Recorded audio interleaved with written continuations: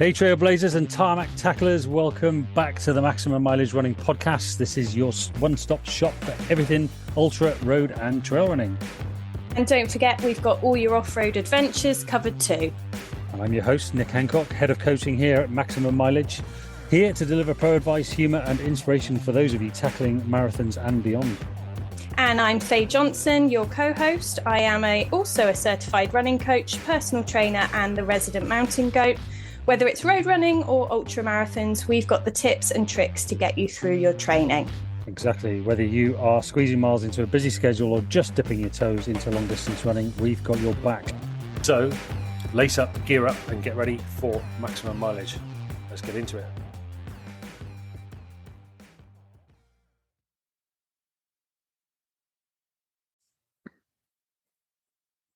Hi everybody, hope you're all well. So today's weekly hot seat is all about fueling. I am going to start off with some questions that have been asked up ahead. So first of all is from Michelle Hudd, who is my sister. Michelle asks about fueling for morning runs when you are limited for time. Now I'll go over this in a little bit more detail shortly, but one thing I always say to people is don't run without having eaten something. Now, on the subject of morning runs when you're limited for time, because that usually is the time where somebody goes out for a run and they haven't eaten. And you hear about things like fasted cardio in the gym world. I mean, just because you can, it doesn't mean you should. I'm not a big fan of fasted cardio at all, because what we need to be doing when we are setting out for a run is having our blood sugars raised a little bit. We can find that if we haven't done that ahead of our run, we can get lightheaded, faint, and even cause cardiac issues. I did a session with the England football team cardiologist a few years back, and he was talking about some of the cardiac issues that can crop up if the blood sugar hasn't been spiked before undertaking exercise. So particularly if you are going out for an interval session or a speed work, something where your heart rate is going to be quite high, if it doesn't have that insulin spike, that sugar spike in the blood, it can cause you real issues. So great question. With anything, and again, I'm going to go over this in detail throughout the presentation, but it really is all about what works for you. Now, this is where conventional wisdom goes out of the window a little bit, because you might think, well, porridge, bagels, all that kind of stuff, that is all really good stuff. But me personally, if I'm getting up really, really early and I need to get out the door, I'll have a gel, I'll have a sweetie. Like I love Haribo. That's a great thing to have, just a couple of Haribos before I go out. A little bit of chocolate, something that has got fast-acting carbohydrates, sugars in it, that's going to get straight into your bloodstream and cause your sugars to just be raised so you can get out and do your run safely. Having something like a bagel, porridge, it just takes quite a long time for the body to break down. That's a slow carbohydrate. Again, we're going to go on this in a little bit more detail. But I would definitely be thinking about something really quick, really easy. Half a banana. If you want something healthy, half a banana is perfect. Or even a whole banana, but definitely something that's going to get into your bloodstream nice and quickly. Okay. So thank you, Michelle, for that question. And I hope that helps. Next question is it's from Nathan, actually. Nathan asked a really good question about what I would eat if I was feeling hungry after a long run. Now, there's there's three things I would be looking at here. Number one would be, how has my fueling gone on the run itself? If I haven't been fueling enough, and we're going to go through this in the presentation because that's what it's all about, long run fueling, long race fueling. If I haven't been fueling enough, then that is going to cause hunger afterwards. you've got to think that when we are exercising, we are always breaking down carbohydrates. No matter how easy you run to use fat and oxygen as a fuel source, there is always going to be an element of carbohydrates, and you need to be fueling your runs. So whilst you're on the run, if you aren't fueling enough, that's going to lead you to feel hungry. The second thing I would look at is how hydrated are you? If you are generally eating quite well and eating enough to support your day-to-day life and the running and the training that you're doing, then you shouldn't really feel too hungry. A lot of the time, what our body is sending us signals for is not more food, it's water. It's actually wanting to be hydrated. So that's the second thing I would look at. And then the third thing I would do is I would then, as long as I've been feeling well and I'm well hydrated, if I then still feel hungry, then I would eat food. I would definitely be thinking, right, I've done all the right things, I need to eat something. And I wouldn't be, part of Nate's question was, would you recommend any recovery shakes or protein shakes or anything like that? My answer to that is no. The only real sort of necessary situations for things like protein shakes are if you are looking to build muscle and you are needing an extra lift when it comes to protein intake. So I would definitely not be prioritizing a protein shake over something real.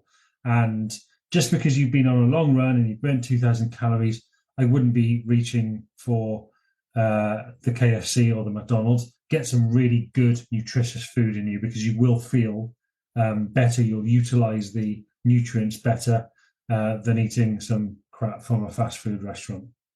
So those are the three things I'd be thinking about: is how am I feeling on the run? If I haven't fueled well on the run, then yeah, I'm probably needing food to recover from that.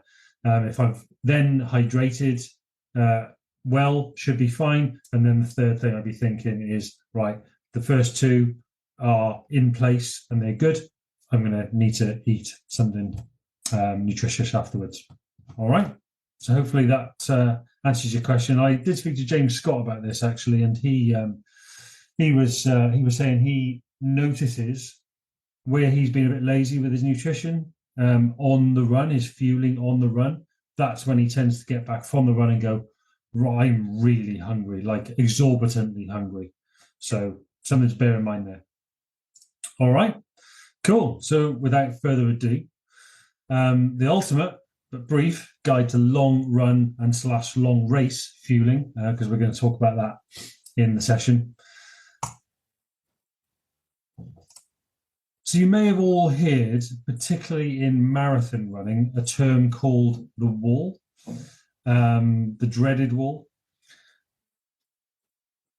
That is something that usually comes about not through a lack of training, which a lot of less knowledgeable amateur runners will attribute to. They go, oh, well, I only ran 20 miles in training, and I will never give anybody a marathon during their training for a marathon. It's very rare that I give my ultra runners that kind of distance. So it's not down to the amount of miles that you do, which is often what people think.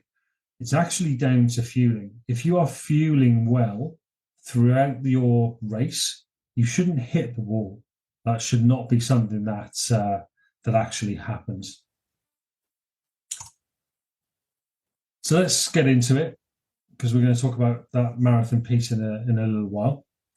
Ultra running is basically an eating and drinking competition, and that was a lady called Anne Transon, really well known in the ultra running world.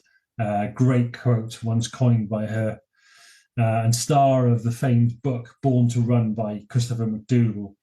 And she isn't wrong, really. A poor fueling strategy can completely destroy your race. So you've got to get this right. It isn't just about going out and running. It isn't about the strength work, all about the strength work. Fueling is hugely important. And it isn't just about fueling for your race day either. You have to be practicing it during training too. So that's why you'll see on Training Peaks, I make comments around taking gels at certain points, because you've got to be practicing it. So having a good, solid overall nutrition plan in general is hugely important. There's no good smashing back crap food daily only to rely on race day strategies alone. Okay. So firstly, a little bit of science, important science nonetheless, and whether you're into the sciencey stuff like me or not, you really need to know this, so just stay with me. We are going to focus solely on carbs here, stored in the muscles as glycogen. That's the fuel that we use to fuel our exercise, fuel our running. I'm not a fan of keto. I tried it once. It was disgusting eating that much fat for a start. And secondly, I actually got slower. So when you hear about people who say they're fat adapted or they're a keto runner, they won't be a fast runner. It is physically impossible for the body to run fast, above those thresholds, those lactate thresholds that I talk about, without burning a significant amount of carbs. So anybody who says they're a fat adapted, in inverted commas, runner or a keto runner, there's no science really to support it. Ignore that. Let's talk about carbs, because that's the key thing that we're going to dial in on here. Carbohydrates are our fuel for good, faster running and long running as well. Generally, we normally burn off around 1 gram of carbohydrates per kilo of body weight per hour. Slightly less for women, slightly more for men, but you are generally, all of us, burning around that 1 gram of carb per hour, per kilogram of body weight per hour. So if you are a 75 kilogram runner, that is around the mark of 75 grams-ish per hour of running. What does that look like? Because you'll be quite surprised at how much that is. You'll hear runners talking about, when I do my marathon, I'll just have a couple of jelly babies. A couple of jelly babies is about 10 grams of carbohydrate for an entire race. It's just simply not enough. So what does that look like in terms of food?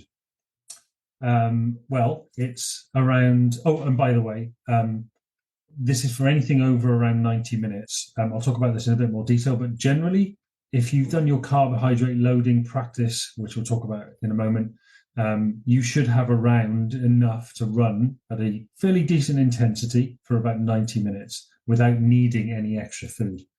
But we'll come on to that in a bit. So for a 75 kg person, that's 3 bananas per hour of running. Okay. 3 Talk gels, which most of you will know. I'm sponsored by Talk, and I'm a big fan of them. That's sort of around the 3 Talk gels mark. You probably get the picture.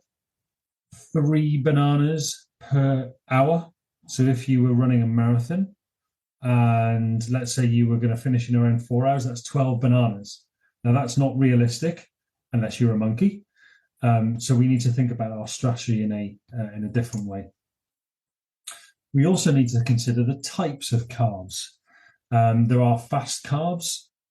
Those act very quickly. They get into your system pretty much straight away.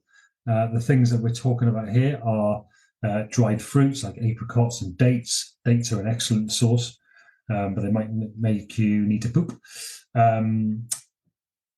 Things with high sugar content in them. Sweets like Haribo's, jelly babies are a really good fast carb source. You just need a few of them. And then we've got slow carbs, so things like pasta. They are slower to digest and slower to release those carbohydrates, so they take much longer for the body to break down. So things like pasta, bread, potatoes, rice, all of that kind of stuff.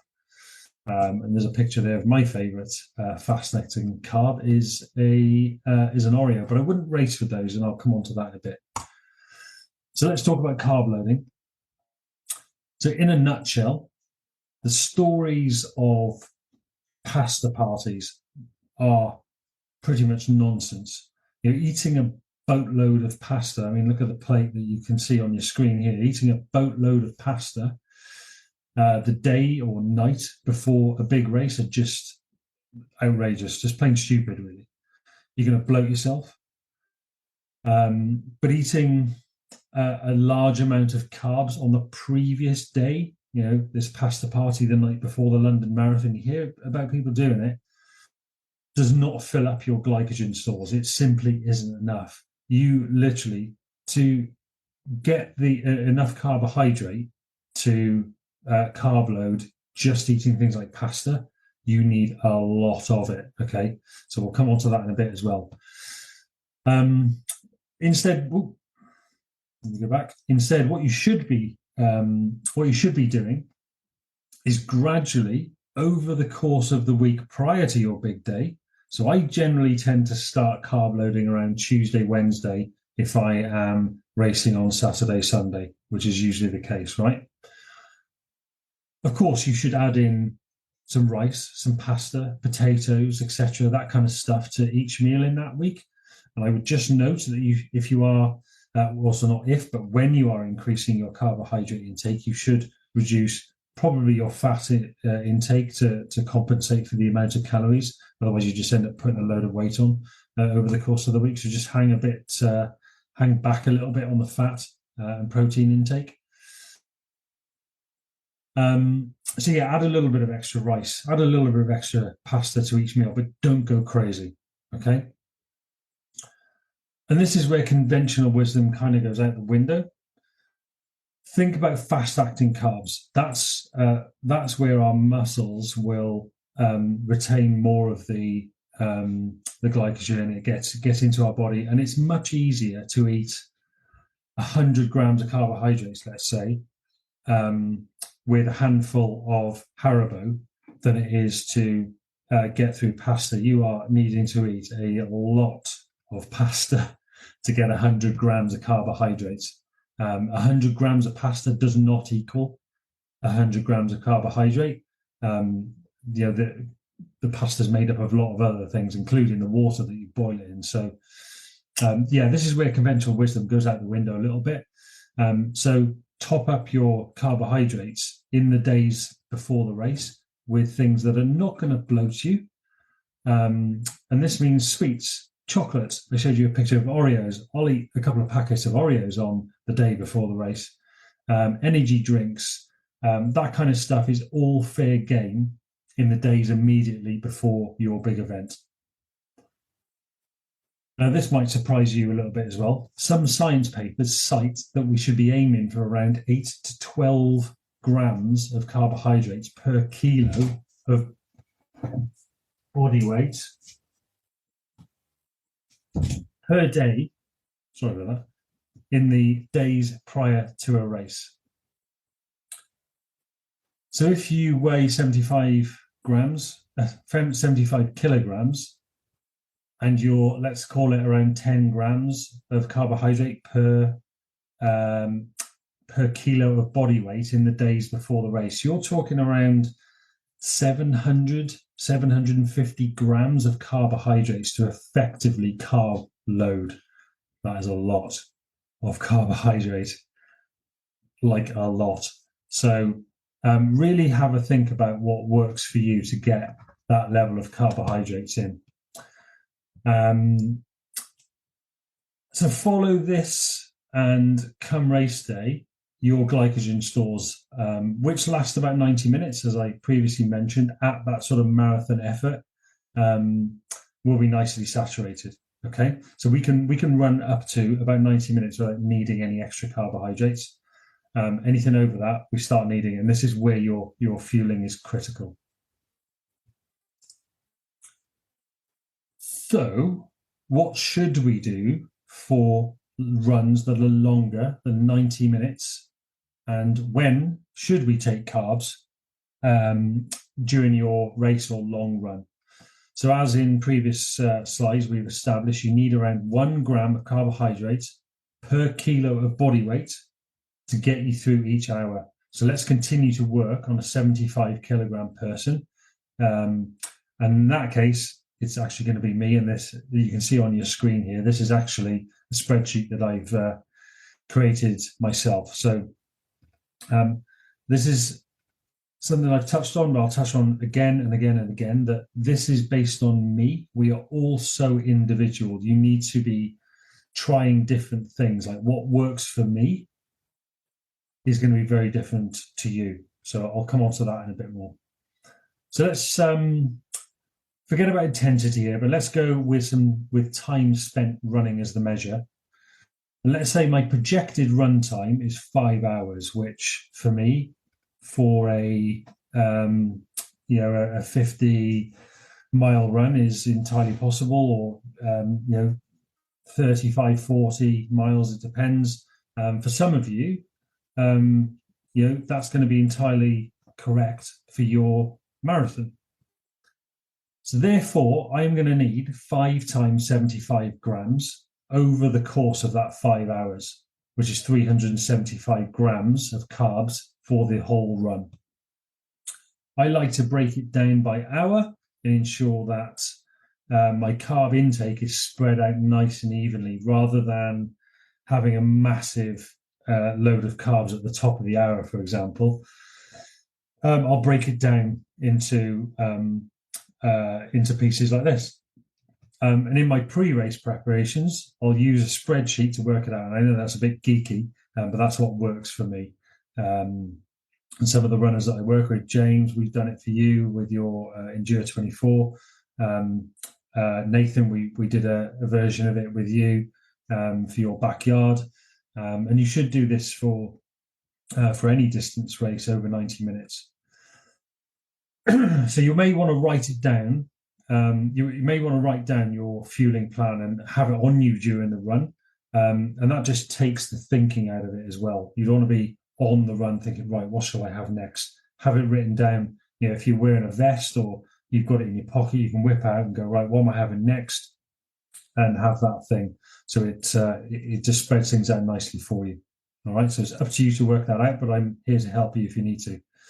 So, using me as an example, as you can see, purely from a taste perspective, I like to mix things up in terms of sweet and savory.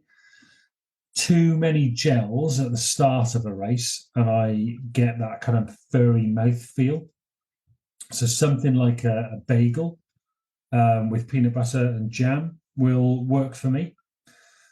And I find it also staves off hunger a little bit as well. There's nothing worse than being hungry in a race. So I always ensure that my slow release carbs, in this case, the bagel, are early on. The reason for that is because there's a couple of reasons, actually. The carbs from that will take longer to break down. Those slower carbs take longer for our bodies to break down and use as energy and get into the bloodstream as glycogen. Whereas gels will kick in pretty much straight away. And the energy drink that I use on here as well, so that 500 ml with energy and electrolyte, that will also get in fast as well. The other reason is that I tend to find it a little bit more difficult to be eating the more a race goes on. So you might want to consider, if you are eating any solid stuff, to be having that a little bit earlier on. Having said that, I will always caveat it with whatever works for you. Okay. For me, 500 ml of fluid per hour is what works for my sweat rate. I won't go into that today, but it is well worth working out how much you sweat. Precision Hydration are the masters of this, and if you jump on their website, they do a free sweat test and they give you some tips around that. I can also talk to you about it as well. For me, 500 mils of fluid per hour works for my sweat rate, with 40 grams worth of carbs of energy drink, usually around 2 scoops of something like Talk, There's things like Tailwind and Mountain Fuel and stuff like that out there as well. I like a little bit of chocolate with sea salt. That's fair game with me. It's quite handy because it's got a little bit of that pinch of sea salt in it, and it just tastes nice towards the end of a race as well. Losing too much salt can cause things like cramps and muscle spasms and can totally end your race. So that's something to consider as well. And you may also notice that I start my fueling from around 20 minutes into the race. It is really important to start eating from the start of the race. Don't wait. You start burning carbohydrates pretty much almost immediately as soon as your heart rate goes up into that heavier effort. So you need to start replacing them straight away. Don't wait until 90 minutes. The 90 minutes that I was talking about, we have enough carbs. A lot of people do that. They go, oh, well, I've got enough for 90 minutes. I'll start fueling at 90 minutes. By that time, it's too late. Even after about half an hour, you're starting to dabble in dangerous territory there. So yeah, get your fueling in nice and early. Okay. So what should you eat? Now, this is a bit of one of those unanswerable questions. There isn't really a prescribed menu for you to choose from here. As in previous slides, I have given you the previous slide, what works for me, but I know some people who can't stomach something like a bagel. I know people who can't take gels as it gives them the shits. I know people who will do an entire 100-mile ultra, 24 hours, just eating bars of chocolate. I know people who swear by things like pork pies or vegan sausage rolls or, whatever it might be. It is there are people, in fact, Izzy, who I coach, has things like baby food. So you get the idea here that what works for one person might not work for someone else. And it's really, really important for you to work out what works for you. I can give you all the recommendations in the world, and I'm happy to do that on a call individually with you. But it really is up to you to get out there on those training runs, especially for those of you who are starting to ramp up into things like the London Marathon. You've got Marcus and Sakina who are doing an ultra at the end of September, October. We're starting to get to the business end now where your long runs are happening. You need to be practicing your fueling and testing what works for you. Do not leave it to race day. That's one of the worst things you can do. So yeah, your training runs are that ideal opportunity to test stuff out and also to test out your eating and drinking strategy itself. So, should you be having something every 20 minutes, 25 minutes, half an hour, depending on how heavy you weigh? Getting used to eating what and when. Get used to the mouthfeel of things. Trust me, something like a bagel that I'll have, I know that eating a bagel whilst pushing out my marathon pace is a choking hazard. So, or at any pace, really, when you're chewing on something and running, it is a choking hazard. So I'll always have it with a swig of drink. And it's those kind of things that you need to practice and find out on race day, on your training runs before you hit race day. And you don't think of this stuff unless you practice it. If you turned up on race day with a bagel and had it for the first time, and God forbid it didn't cause you any stomach issues, but you might be chewing on it, and if you haven't got something to drink, you might end up choking. It's little things like that you need to be thinking about. So the answer to this question, what should you eat? That's really up to you to find out. Just follow the grams of carb per kilogram of body weight rule, as we've already talked about, and enjoy learning how and what to eat whilst you're on the run. It can be a fun and sometimes exhilarating experience, especially when you have to dart behind a bush for a nature poo. But it also can be quite tricky as well. James, who I coach, will attest to this. He spent the best part of the last year trying to get his strategy nailed down. He now has it, which is great, but you need to be practicing yours as well. Okay. So what about runs under 90 minutes? So as we've already talked about, you store up to roughly 90 minutes worth of glycogen, assuming you've done your carb loading correctly. So in reality, you should not be needing any additional carbs. And if you do, it should be fast carbs. Having something like, a bagel or flapjack or something like that in a race for around 90 minutes probably isn't going to do a lot for you, because it takes too long for the body to break down. You need that, those gels, those jelly babies, those Haribos, that kind of thing to get into your bloodstream pronto. So on the screen, I've got some examples of what I do. So for a 5K race, I realize I'm relatively quick, but really, if that's a race, I might take a gel 15 minutes before. And it depends. Like if it's like a park run where it's earlier in the morning, then I'll take one. If it's a 5K race, like I did pretty much a 5K race last night, I've been eating all day. There's absolutely no point in taking anything before that. Just no point, because I've already got glycogen in my system. 10K races, pretty much the same as 5K. If it's early in the morning, I'll take a gel. And even actually, if it's sort of a bit later in the day with the 10K, I'll probably still take a gel anyway. And then half marathons. So this is where I start dabbling around the 90-minute mark. I will take a gel before, and then I often take a gel with around 4 miles left. Do I need to take that physiologically? Probably not, because I'm running under that 90-minute mark. But for me, I think it's purely a psychological boost, which isn't a bad thing. Any little kind of win that we can get is a good thing. So I probably don't need to take that, but I do anyway, just to provide me with a little bit of extra. So, and then to cap things off, for me as when I run a marathon, so I run just under 3 hours.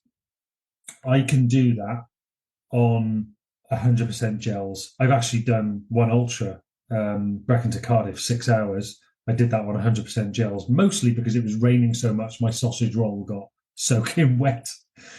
But I will pretty much only eat gels during a marathon, and I'll have 3 an hour. Keep that glycogen going, because I'm running at a pretty tough pace. I certainly wouldn't be eating something solid on a marathon, just because I'm just running too fast. There isn't readily water available. I don't use a hydration pack, so I won't eat something solid. But for some of you, you might want to eat something solid, because you are in that sort of 4, 5, 6 hour range of completing a marathon. So again, it all comes down to you. As long as you follow that rule of 1 gram per kilogram of body weight per hour, then you're not going to hit the wall, and you're going to run a really, really good race. And I hope that helps you all. Thank you very much for watching and listening, and I will speak to you soon. Cheers.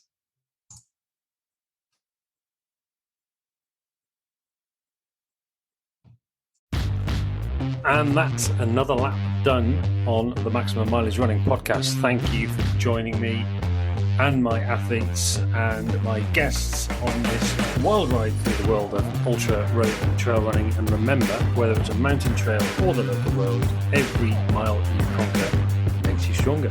Keep pushing, keep laughing, and of course, keep swearing when that hill just seems a little too steep. If you enjoyed today's journey, don't forget to subscribe and leave me a nice review. Your feedback does help me go that extra mile. Until next time, this is your host, Nick Hancock. Bye-bye. reminding you to make every mile count. Run long, run strong, and run with maximum mileage. Catch you on the next run.